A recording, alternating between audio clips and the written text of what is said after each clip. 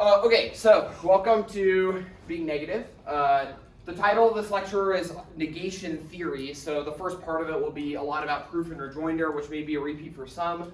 For others, it may not be a repeat. If it's a repeat for you, just bear with me. We will get into more strategy stuff. Another name for this is the Loss of CH Memorial Lecture. So this team, Sam Church and Alex Huang, were a reasonably successful team a couple years ago. They took advantage of how powerful being negative is in high school debate. It's powerful for a series of reasons. The first is that most of the time, 1As are struggling to cover. That's not always the case, but oftentimes 1As struggle to cover, and spreading them out can be extremely helpful and beneficial. The second is that a lot of times competition debates are assessed extremely technically, and rather than go for theory or craft new ideas for how competition should work, a lot of times 2As fall right into your game plan and just try to answer every single one of your arguments, and they can't because they're 2As, and so they're not as good as you are if you're a 2A, and so they lose. And the last is just conditionality, just exploiting the fact that most of the time people are unwilling to go for conditionality, unwilling to vote on conditionality, and kind of taking advantage of the negative arsenal to its maximal effect. When they won a tournament in Lexington, Kentucky called the Tournament of Champions, they won 3 flips against teams who all broke new. They disclosed new. They won 3 flips. They went negative. They elected to be negative in all 3 of their debates against new affs because they would rather take advantage of negative terrorism than break a new aff. And so another part of this is strategizing for being neg into new. Okay, so our objectives. We have proof and rejoinder, competition primer. So this will be an overview of text and function. There will be a pitch for why textual competition is good and should be sufficient for anything. If anyone tells you otherwise, they're just sad because they keep losing to textual competition. 3, strategic vision, so kind of how to think about approaching being neg. And then 4th, it's kind of a joke, you'll just wait for it, it's going to be really good, is prepare for victory. Okay, what do I have first here? Oh my god, why is this so difficult? Okay, so proof and rejoinder. Oh my goodness, this is not good. This is tough. This is my first time making a slideo thing or whatever it's called. Slideshow, I don't know. The burden of proof. The burden of proof, the affirmative must demonstrate the unique desirability of a proposed change to the status quo. So, what is a unique desirability? They must demonstrate that when compared to alternatives, the plan should be included. So they do not have to win. Importantly, the affirmative is not required to win that the affirmative is the best possible proposal, or even that the affirmative's proposal is better than the negative's proposal. Because obviously, affirmative, injunction relief for IP, counterplan, injunction relief for IP plus end world hunger, obviously the negative's proposal is much better, but the negative has not won in this instance that the affirmative should not be included, right? So it is the affirmative's burden of proof is to prove that the best policy option includes the F. So the best policy option includes the F. That is the burden of proof. We're not going to get into whether debating topicality exactly in this one, although there will be some definitions discussion, but we're going to assume that we are under agreement that that the burden of proof also includes an example of the resolution, right? So obviously you'll have some debates in your career, you'll get some lectures that maybe the burden of proof is not just about topical examples of the resolution, but for the purposes of this, we're imagining that we are negative against a team who is elected to defend the topic. Rejoinder. The burden of rejoinder refers to the negative's obligation. The negative must dispute the unique desirability of the affirmative's proposed change. So again, the negative cannot win the debate if they simply win that their proposal is superior to the affirmative's proposal. They must win that the affirmative should not be a component of the best option. And this is part of the logic of mutual exclusivity. So voting ultimately denotes a choice. You cannot pick two winners. You cannot pick two losers, although sometimes I'm sure many judges wish they could. You have to choose. And that choice requires setting up mutual exclusivity between the affirmative proposal and the negative proposal. The question that is much more interesting is what constitutes mutual exclusivity. And there's been a lot of debate about the concept of mutual exclusivity over the last 30 or 40 years of people writing articles about counterplans. Another way of thinking about this is division of ground. Okay, so this is a very important theme for the entirety of this lecture. The entirety of the topic, the entirety of the resolution is ground that is apportioned to the affirmative. So everything the res touches is your domain. You are king of all the resolution touches, okay? So that is your ground if you are a 2N. If you are a 2N, you get everything else.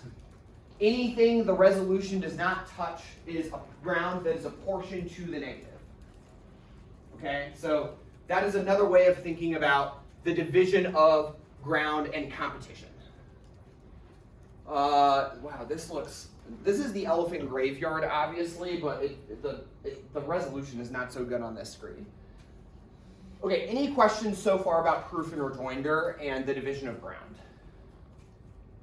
No? Okay, great. All right, competition. It's very funny. Okay, so this is something I wanted to show all of you during this lecture. Can I? Okay. So many of you may know this, what this is already. So some of you may not. This. What? Copy.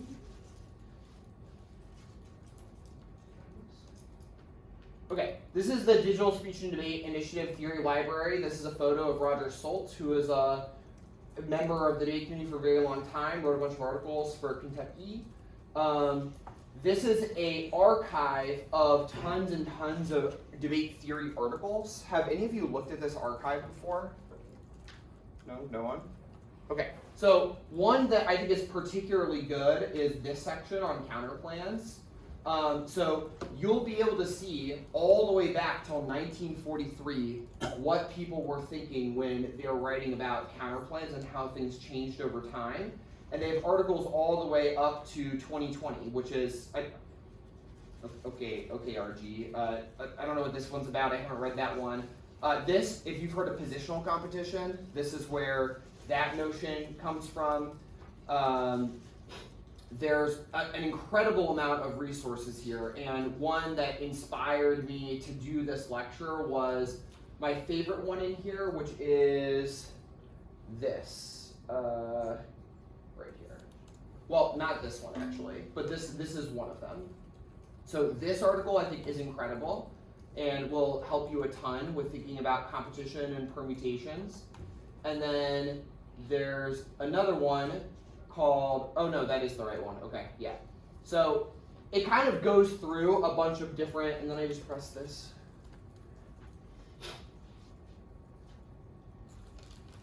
Okay, so in this article he goes through a bunch of different kind of ways that people think about counterplan competition. So one is net benefit competition. This is one of the most common ways that we get to mutual exclusivity, right? This is a very clear demonstration of what it means to meet the burden of rejoinder. We demonstrate that there is a disadvantage to the inclusion of the plan, because remember, burden of proof must demonstrate that the best option includes the plan. The rejoinder is that the best option does not include the plan, and so the most simple and elegant way of accomplishing this is to simply have a reason the plan is a bad idea, and then have a counter plan that solves some portion of the aff that does not link to that disadvantage. And so that's what a lot of counterplans and DAs kind of look like.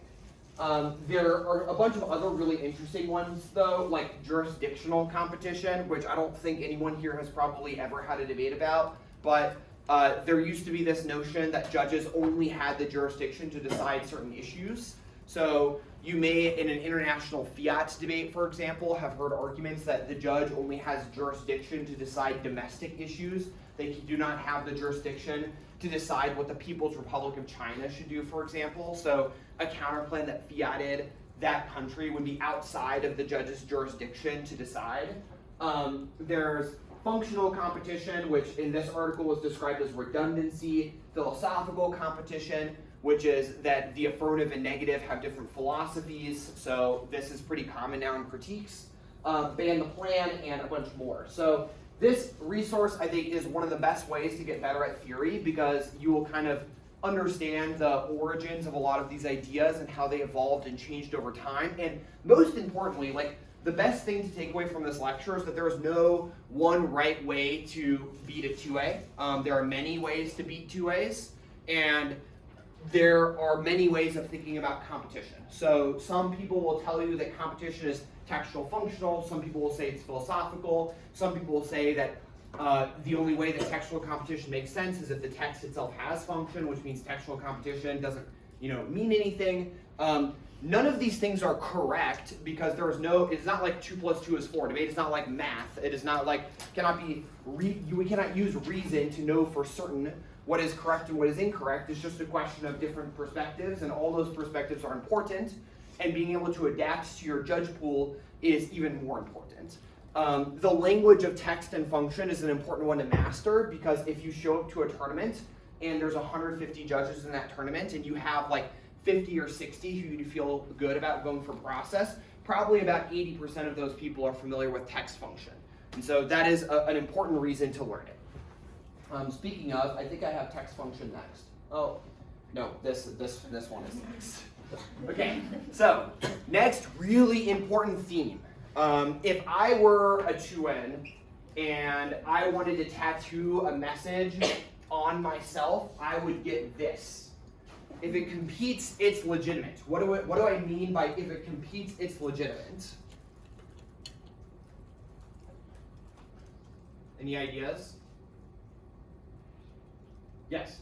It's just that theoretical objections don't count if the counterclaim represents something distinct from that. Yes, that's it in summary. If the only thing that matters is proof and rejoinder, everything else is made up nonsense by 2As to be an excuse to not cut cards, and to not give practice speeches, and to not care, and to show up to tournaments with their mediocre affs with no certainty deficits, and hope for the best, and that 2Ns don't punish them for it.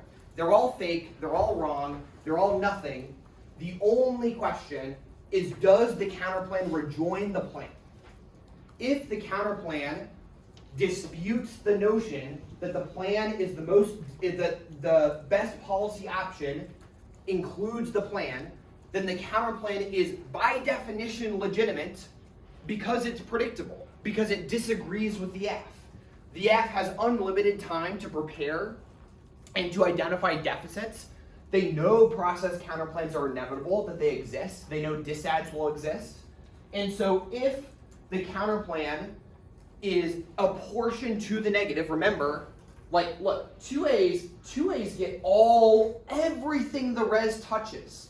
Surely 2Ns can get the scraps. 2As don't even want 2Ns to have scraps to feed on. They want them to have nothing. The only way that 2Ns can know what ground that they're apportioned to is by looking at what the words in the topic mean, right? The only thing that is negotiated in advance of the tournament is the resolution. And so if your argument is competitive based on definitions in the wording of the topic, whether that's United States federal government means the 3 branches, therefore counterplans that compete on the agent are competitive, whether it's, should, must be certain and immediate, counterplans that compete on certainty and immediacy are therefore legitimate. Each different part of the topic has its own set of words. Those words have definitions to them. If the negative wins, that by definition, the affirmative is required to include certain things to be topical, and then reads a counterplan that competes on them, it would be arbitrary and discourage negative research, and in fact punish research to exclude them for theoretical premises. So if the negative wins that consulting Japan over IP is a legitimate counterclaim based on definitions, right? So they have one that resolved and should require immediacy. They have one that the introduction of consultation is a delay. Then that is a legitimate counterclaim that the AF should be prepared for. And the solution should be write affirmatives with certainty deficits and immediacy deficits. Do not wave your hand and turn it into a theory debate. Okay, do we have questions about this premise now? Yes? What are examples of affs in the past that have had built-in certainty and immediacy deficits? All of them if you do enough research. Okay. So, for example, if you have cards that say that it is really important for investors to know the outcome or result of the plan, then a counterplan like regulatory negotiation, in which a bunch of stakeholders get to decide how the plan gets implemented, would harm investor confidence and certainty, and you could read an entire advantage premised on that. The notion of this year's AFs, I think might be challenging to some extent, but in the same way that you ask yourself, what is my strategy against politics? What is my strategy against ban IP? What's my strategy against the CAPK? If you're not asking yourself, what is my strategy against a process counterplan that results in the plan occurring, then you have not sufficiently prepared for the tournament. Yeah. Okay. Turner doesn't like this, by the way. He is not a fan. He thinks this is awful. Go talk to him about it. All right. Predictability. Predictability is the most important standard in theory debating. Being able to predict what our opponents will say in advance is a prerequisite for the iterative testing and clash that makes debate a unique and valuable activity. Debate is very similar to other academic enterprises in most ways. Most classes that you take in college will have research components that you can choose to do. If you really, really wanted to become an expert on IP, you could simply read about it and then take classes in college or go to law school. If you wanted to be an expert in politics, you would never research the politics DA because that DA is deranged. Instead, you would just watch C-SPAN and follow the news or listen to a podcast. Almost every single skill that debate teaches us, there is some other thing we could be doing with our time that teaches us that skill far better and much more efficiently and in a much more real world, non-totally irrational way. The one thing that debate does better than anything else is it forces preparation against a well-prepared opponent who can predict your arguments in advance. You can predict their arguments in advance, which ensures that there's clash. Clash is important because when there's clash over competing ideas, those ideas become refined. And so debates at the end of the season are much, much better than debates early in the season. And the only way that the negative can be certain about their preparation is via predictability. So in the same way that when you're deciding what affs to write case negatives to, you look at the words in the topic, the affirmative should be responsible for figuring out the reverse for writing 2AC blocks. So when you're aff, and you're like, I need to figure out what net 2ends might say, the thing you look at is the words in the topic and the words in your plan. And what are the mandates in the topic based on those definitions? What are the mandates of my plan based on those definitions? And then you have defenses of all those things. And so if there is a word in the topic that means a certain thing, so for example, maybe domestic will be legitimate grounds for counterplan competition for the neg to read a multi-actor counterplan or an international fiat counterplan because it is not domestic. They're picking out of domestic in the resolution, yes. You cannot post hoc just delete them with theory arguments because that destroys predictability. It deletes the negative's incentive to do research entirely because who's to say that when you read your consult counterplan, judges reject it on theory, you're like, all right, well, there's no reason for this. The AF had we won that the topic requires certainty and immediacy. The judge just arbitrarily decided, consult's too hard. We got to protect our 2As. We don't want them having to write 2AC blocks. Next time, your ban IP counterplan? What if the judge is just like, this also theoretically illegitimate, being able to ban all of IP, that sounds absurd. Next, your advantage counterplans get deleted because how could we possibly have this much fiat? And we then enter a world of no neg fiat. So the idea that we could reject one type of counterplan based on its theoretical premises creates a slippery slope to no neg fiat, because how hard a counterplan is to answer is not based on the counterplan itself. It is instead based on the aff's amount of preparation. So if the aff prepared for the counterplan in advance, they would give a 2AR in substance. If the aff didn't prepare for that counterplan in advance, they're forced to give a 2AR on theory. This means that it's a totally arbitrary function of where the aff decided to invest preparation time, and requiring 2Ns to predict in advance what 2As will cut cards about and what they won't cut cards about is an undue and unreasonable burden that they should not have to experience. Instead, we should reward research practices. Process counterplans, they're really hard to write. Anyone try to write a process counterplan from scratch? You've tried to do it? Hard? Anyone wanted to do it, but they're like, this is kind of too difficult, so I'm not gonna try. I'm just gonna take someone else's. Yeah, so imagine creating an incentive that punishes you for spending hours and hours and hours researching specific processes, particularly on a legal topic, right? So almost all of this legal stuff is not a question of whether the plan is a good idea or a bad idea, but how to get it done, because there are so many complicated legal avenues for accomplishing the same goal. And so punishing 2Ns for cutting cards with theory is tantamount to punishing hard work. And that is what 2As want. 2As want a world where no one works hard.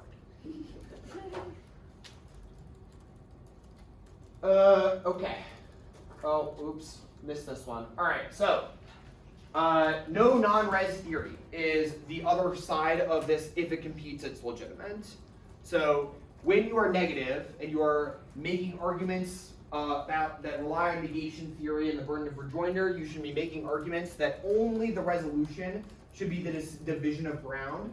Arguments that are not directly about the topic should not be up for adjudication, because they cannot be predicted in advance. An example of this, let's take the state's counterplan.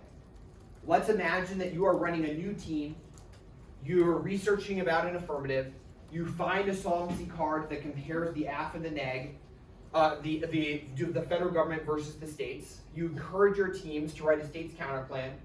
Your team enters their first novice tournament, and they're told by the other team that states counterplans are a voting issue and they're unfair, and then you have to then figure out what on earth just happened. There is no way to predict theory arguments in advance other than just community norms or hearing it from a coach or learning it at a debate camp.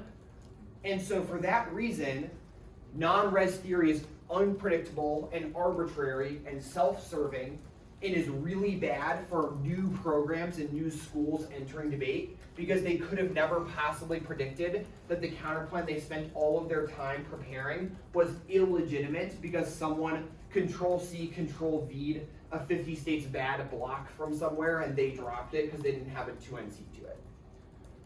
So debate would be much better if arguments were solely determined based on the words in the topic and not based on whose who has gotten the most theory lectures at debate camp or from their debate coaches. The second argument is also, again, kind of a slippery slope or infinitely regressive argument. Non-res theory, there is, again, no non-arbitrary way of distinguishing between the state's counterplan is bad and consult is bad, or counterplans that compete on text are unfair, versus you wore the wrong color of shoes, therefore you should lose 3 reasons, or you didn't read your 1AC on paper, you read it on a laptop, laptops are bad. Any number of random theory arguments. If we have like LDers here, maybe you have seen the logical extent of the proliferation of frivolous, non-resolutional theory arguments. Anyone have some examples? Shoe theory is a real thing, for Yeah, sure. Yeah. What else? What are some other examples of frivolous non-res theory that all of these people who are hearing gopher theory will create a world of? Yeah. Spec status of the counterclaim in the speech. Okay. Yeah. So spec status of the counterclaim in the speech. You don't answer, you lose. And because debates are assessed right? Debate is a technical game. Debate is not about truth. Nothing about debate has any relevance to what is true or what is false. No one cares. If they say that they care, they don't actually. It is not about truth. It is a technical game. And if the negative or the affirmative can just proliferate random theory violations, then that creates a moral hazard in which the most optimal form of debate is when the 2AC stands up and reads between 150 and 160 theory arguments, and the block is just a test of whether you can cover all 160 theory violations. Debate would be much better if we simply did more work and cut more cards and spent less time reading theory blocks. So that is what peace looks like. These three, they don't go for theory. They cut cards. Okay, so therefore we should define words. Anyone know what parallel search is? Yeah, you've used it. Yeah, it's like case text, but a bit easier to use. Mm-hmm. Yeah. So it is very similar to case text. I want to show this again. So Westlaw and LexisNexis are incredible. Really good. You should use them while you're here. Most of us do not have access to that. So this website will search for all state and federal court decisions. There are like certain types of decisions and certain like amicus briefs and stuff that you can only get on Westlaw or Lexis, and so it doesn't have everything. But this is a really good way of finding cards. So we do this, like should is defined. Oh, see, look, this is a pretty good aff card. Yeah. This is, so it's gonna like show the same thing. Here's another card. This is desirable. The term must means mandatory. And so this is a way that we could find definitions. And I just use should because it's an easy one. But if you do like should is defined, defining should, or strengthen IPR is defined, like you just spam tons and tons of different things in quotes, you will find a bunch of court cases that are very useful for cutting cards for process on both sides of the topic. Yeah. Oh look, this is must have to be obliged. See, we got a neg card. Very good. US v. Anderson. Love that one. Okay. So I just wanted to show you all that because my guess is not all of you have been using this to cut T cards. Your T card cutting will improve dramatically if you start like spamming search terms in here, because a lot of the best T cards are from court cases. This will search court cases for free. Okay. Okay. So defining words. The way that we determine whether the counterclaim is legitimate is through definitions. So if the topic, in order to be topical, the affirmative must meet a certain set of criteria based on the words in the topic, that means that anything that is not those words is in the world of the negative, right? Because again, anything that is in the bounds of the resolution is apportioned to the affirmative. Anything that is not is apportioned to the negative, which means that the negative gets any counterplans that are distinct or compete off of words in the topic. And we should determine words in the topic by definitions. And we can make a bunch of arguments about how to best define words in the resolution. So intent to define, intent to exclude, author qualifications, precision. So those are kind of the really important ones. So a definition is precise if there's an intent to define the word in general. So an article that says, in the context of my dissertation, should means this, much less good than a court case that is defining should in the context of IP, right? So the more precise our definitions are, the more predictable our definitions are. And if we have one that our definitions are precise and predictable and exclude the affirmative, then that should be legitimate grounds alone for the legitimacy of our counterplan, regardless of anything else. Really, gold standard definitions are also both inclusive and exclusive, so they will list things that the word it means, and they will list things that the word does not mean, which allows you to create a clear delineation between affirmative ground and negative ground. Anyone have questions so far about competition stuff? Yes? The non-resolutional theory stuff, how do you like answer like the theory violation, the impacts of the theory violation, like outweigh the unpredictability or like whatever offense you have for non-resolutional theory violation? Well, so the argument that you want to go for is that the only thing we should care about is predictability, and that having arbitrary exclusions that are non-predictable are impossible for us to answer, and create a distraction from any semblance of clash over the topic. And the only thing about debate that is valuable is clash over the topic. Everything else can be accomplished much better from some other event. And so the proliferation of non-resolutional theory distracts entirely from research. The second argument that I would make is that theory can, by definition, never, ever, ever, ever outweigh predictability. It's a crush for predictability and precision. The reason is that very, very little about what we get from debate happens during debate rounds. 1AC starts, 2AR ends. That stuff doesn't really matter. What matters is the summer camps that you go to, the pre-tournament preparation, the post-tournament dialogue with your partner and debrief with your coach. The vast majority of what you will learn, you will not learn those during debate rounds themselves. You will learn them in the library. The reason why DDI does so much research time is that the most valuable aspect of debates for all of your lives is the research aspect and the preparation aspect. Even if you're just like a blocks person, if you're just like, the thing that I get most out of is refining my blocks to make them better and more efficient and more precise, that is a much more translatable skill than giving the speeches themselves. Even speeches themselves, if you're doing debate correctly, you give more practice speeches than you give real speeches. You do more practice debating than you do real debating. And so the number of hours that you spend giving speeches at a tournament should be a small fraction of the amount of hours you spend on debate, and should be a small fraction of the impact that debate has on your life.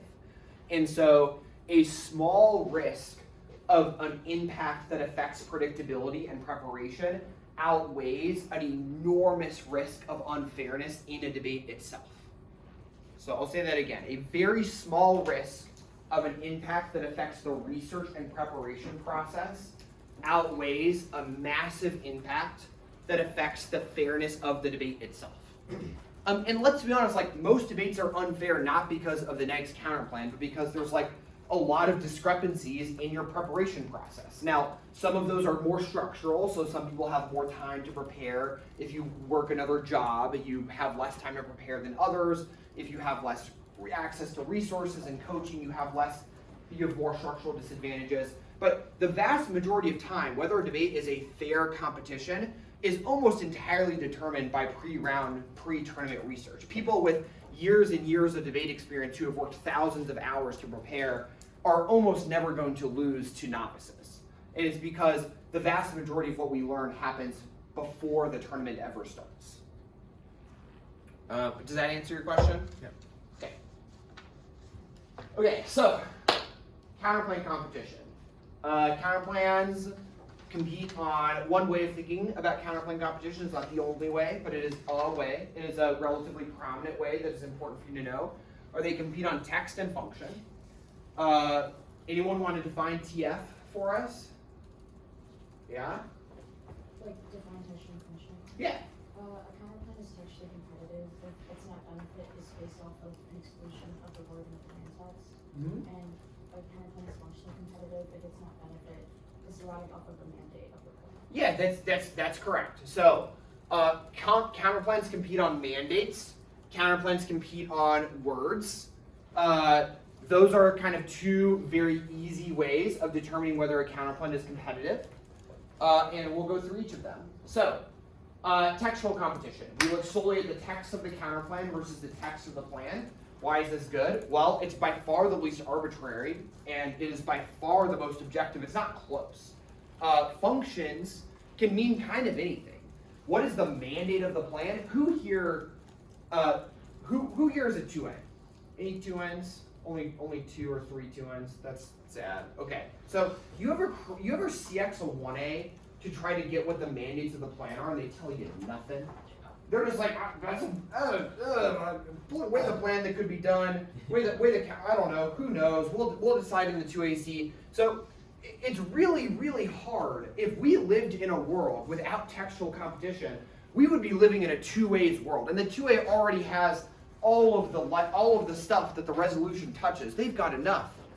In a world of solely functional competition, the ability for the affirmative to delete entire sections of your Dropbox by simply refusing to answer cross-ex questions in the 1AC and adding in random words to their plan text or making their plan text as meaningless as possible, we're looking at a world of no counterplans real quick, really, really fast. It is a deeply disturbing and depressing world that they want you to live in if you don't have textual competition. They also want it to be so that if you write a counterplan that bans the plan, 2As want to tell you like, whatever, that's not competitive. Just add a little not in there. It'll be all fine. Makes no sense. In what world could the affirmative say do X, the negative says do not do X, and the judge is like, yeah, voted F, didn't think do not do X is competitive with do X. Any questions? I've got some. It forces good plan writing. It means that you cannot just like include random words in the plan that you don't have a defense of. Like, imagine 2As have to think about the plan text before they send it out. What a terrible place. It is much more real world, particularly on a legal topic, because what are court cases? Remember Johnny's lecture about the courts? Court cases are mostly just T debates. They're just debates over what the words mean and what words should or shouldn't be included, and the inclusion of a word that wasn't well thought out could result in enormous changes hundreds of years later. Like, if anyone has paid attention to a lot of like the Trump trials, a lot of them are about what individual words in that the founding fathers used when writing the Constitution. Like, that's the entire court case. It hinges on individual words. And so the idea that like text, it doesn't mean anything, really silly. Last access to the process arsenal is vital for the negative on this topic because negative ground is horrifying. It is an elephant graveyard of garbage. There is no link uniqueness for any DA. There is no unifying generic. There are huge problems with it's so bad that you have to get rid of all of intellectual property law just to pray that you have access to a DA. Politics, are you kidding me? Elections, we don't even know who the candidate is. Like, a world without textual competition is one where the neg only gets the K. That's it. The only viable to an R is the critique. Everything else is bad.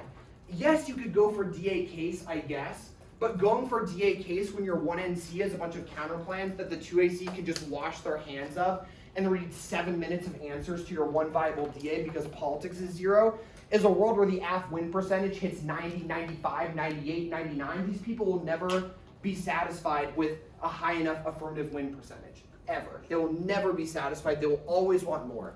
If you give a 2A a cookie, they're gonna want to take all your ballots. Okay, so that's textual competition. Functional competition. We look at the mandates of the plan. Those definitions are very good. They align with these. Good job. So debate should be about what the plan does. That's the starting point of clash and controversy. They'll make arguments that textual competition is meaningless unless the text itself provides a function. This results in, because otherwise it results in bad counterplans that are artificially competitive.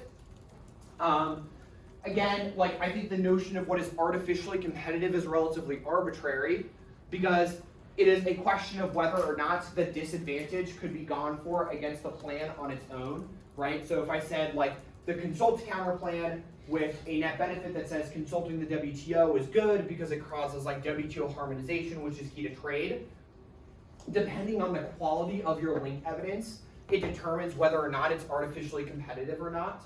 And so that's really arbitrary too. Like, is a card about, IP good enough? Do we need a card about patents? right? So if I read my counter plan and I'm debating a 2A, they're like, we don't want to consult your stuff artificially competitive. We can permute, we can intrinsically permute because you haven't rejoined the plan because your card says IP. It doesn't say anything about patents. I'm like, all right. Next tournament, cut a card about patents. Now my consult WTO counter plan has a net benefit about patents. This 2A is gonna be like, yeah, no, we get to permute other stuff too because your card's about patents, so it doesn't rejoin the 1AC. Our thing is about gene patents. And then I'm like, all right, fine. Here's a card about gene patents. I'm like, no, your card needs to say our entire plan text in it, or it's artificially competitive. Sorry, we still get logically limited intrinsicness. See ya. So the idea that there's only arbitrariness in the textual side and not the functional side is totally wrong. And I think you can give a pretty compelling 2NR that textually competitive counterplans are not only legitimate, but are by far the more superior, predictable, and objective model of competition. Okay. How much time do I have? 10:45. Anyone have questions, more questions about TNF? Yeah. Isn't textual versus functional competition justified by non-resolutional theory? So no. So competition is based on what the words in the plan say. The words in the plan are derived from the resolution. So they're not non-resolutional, they are solely about the resolution. So functional competition, what are the mandates of the resolution that are required in order to be topical? Textual competition, what are the words in the resolution versus the words in the plan?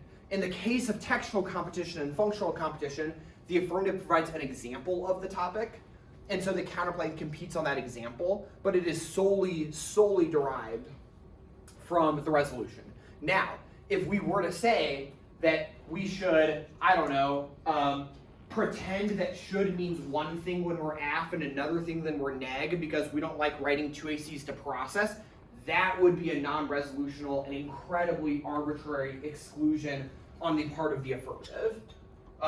So arguments about the legitimacy of a type of competition can be non-resolutional, but it depends how it's written. The best example is this should one. So some people will be, to take you back to this should debating, the neg is like the aff must be certain and immediate. That means that consultation or process counterplan competes because it adds uncertainty because whoever can say no, and also it adds an element of time, yes. The aff is like, no, should does not require certainty immediacy, it is not a mandate. And the neg is like, that's really bad because then you could just delete all of our disads by just delaying the plan until after the farm bill, or delaying the plan until after the Federal Reserve does a rate hike, or delay the plan until after this thing, or just say, or it could result in a debate where the aff says the plan happens in this way if the DA isn't real, it happens in this other way if the DA is real. And so that's like the negative set of answers. And some people are like, well, the solution to this is simply to say, when your affirmative should mean certain and immediate for the purposes of DAs, but does not mean certain and immediate for the purpose of counterplans. I think that this is non-resolutional and incredibly arbitrary because it would be very bizarre to explain to a new debater, this word means one thing in some contexts and other things in other contexts. Because usually it ends up meaning should is certain and immediate if we have answers to your counterplan, but should is not certain and immediate if we don't have answers to your counterplan. That's really what they're saying. Yeah. On the textual competition stuff, I guess, isn't the answer to textual competition like that ban the plan isn't textually competitive? So, how does textual competition? Well, so the ban the plan argument is more so that if you were to write most of the time when you write a permutation to answer ban the plan, it adds text that is neither in the plan nor the counterplan. And so for that reason, the permutation is textually intrinsic because it adds text that is neither part of the plan nor the counterplan. And so the affirmative makes arguments that that's legitimate because the affirmative counterplans must compete both on text and function. And we've demonstrated that the counterplan does not compete on function, it only competes on text, and therefore it's illegitimate.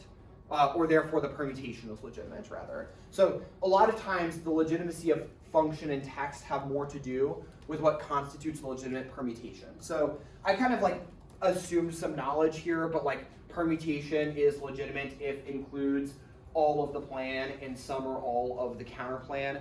The two examples of permutations that are illegitimate are ones that do not include all of the plan, or permutations that include things that are not part of the plan or the counterplan.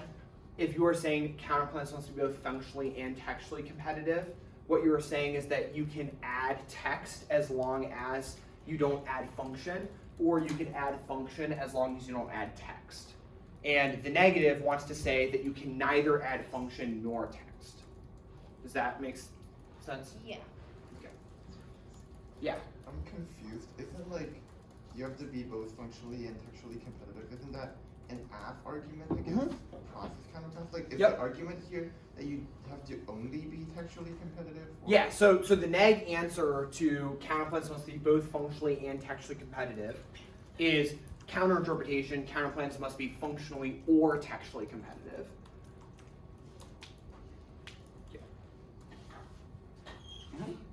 So one of the two AC makes like a perm that's like you cross out part of the counterplan text.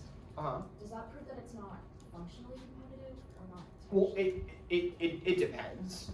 Like I would have to see the actual perm text. So this is a good question. If it's like consult Japan over the aff, and then the two ACs like do perm to the aff and consult Japan. And just consult Japan over what though?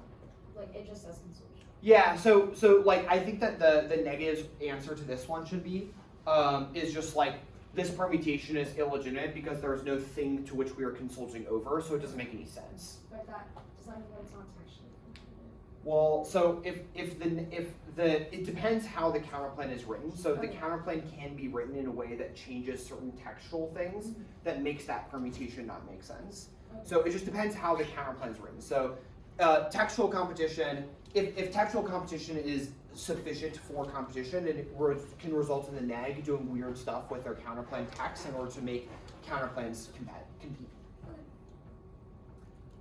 Okay, yeah, so topic really bad for the neg, horrible. So this is actually good for 2As. So the reason this is the Last CH Memorial Lecture is that when they learned at camp that the NATO topic was horrible for the negative, they liked that. That was good. No topic DA, no link uniqueness, no unifying ground.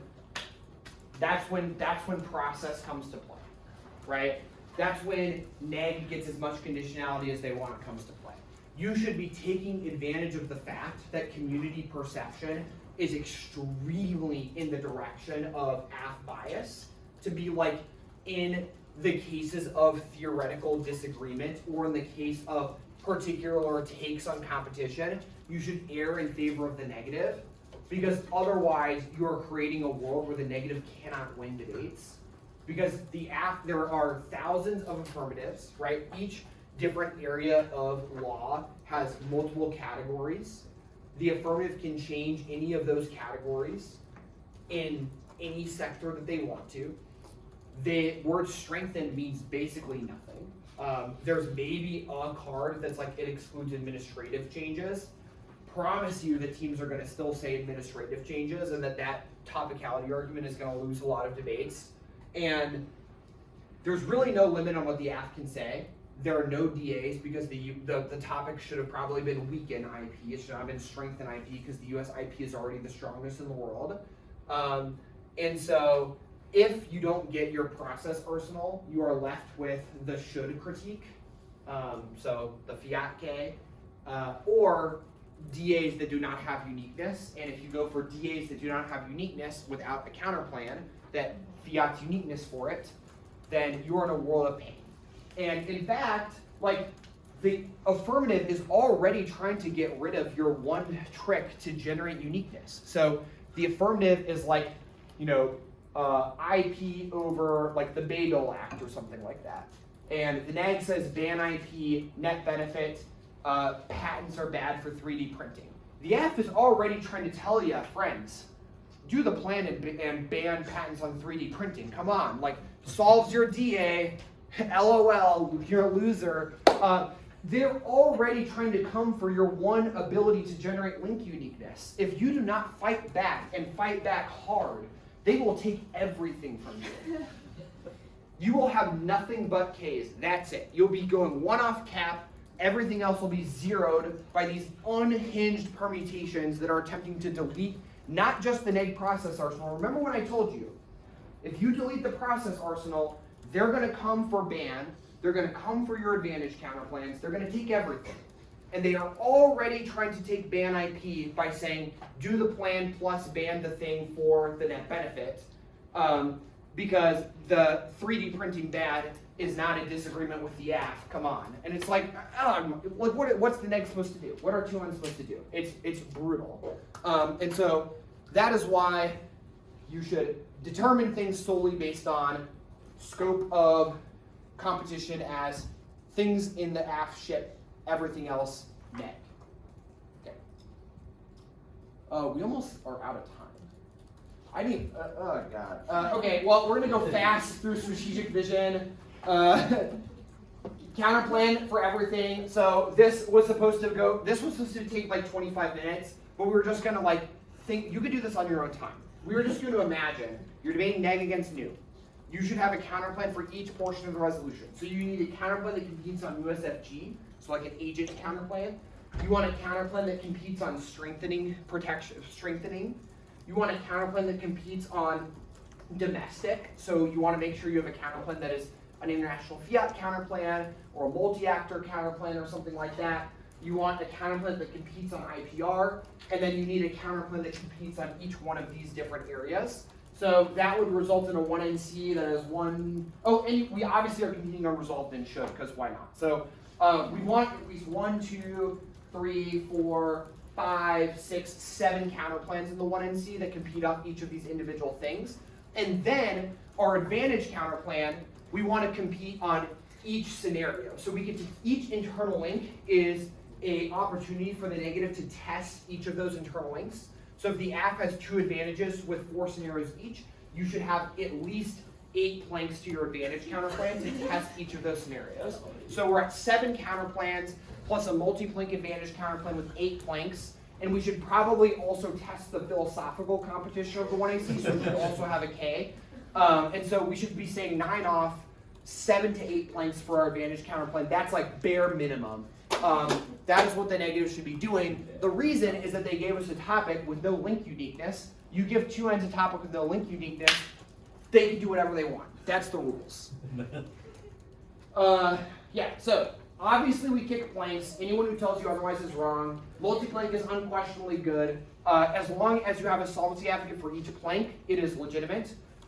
Anything else, again, deletes the incentive to research. Imagine you read the AFS 1AC articles, you recut their internal links, you find more cards for the 2NC for the recuttings, and your judge is like, you research too much, you lose. That is what multi-plank bad is saying. That is what the affirmative is saying when they're saying you don't get to kick planks. They're saying because you cut cards, you should lose the debate. No, opposite. We cut cards, we win debates. That's how it works. Plank redundancy is also really, really good. So a great strategy is to read a plank that you know the AF will impact turn in order to get the 2AC to read cards to impact turn that plank, and then have a second plank that also solves. So for example, against warming, you would read a CCS plank because you know 2As have several cards for CCS bad. You then kick that plank and you go for the warming plank that's a recutting of the AF solvency advocate.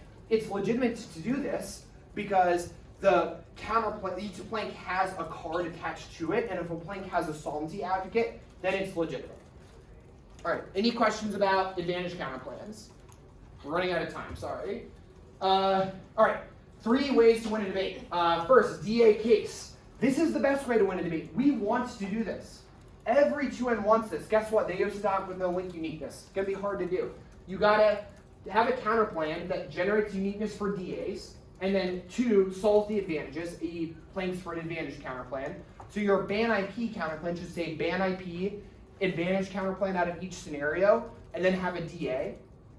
And that is what then your block kind of looks like: advantage counterplan, ban, case, DA. The 2NR is like ban DA case or ban advantage counterplan DA, and how much time you spend on case versus the advantage counterplan should be determined on how high quality your advantage counterplan is.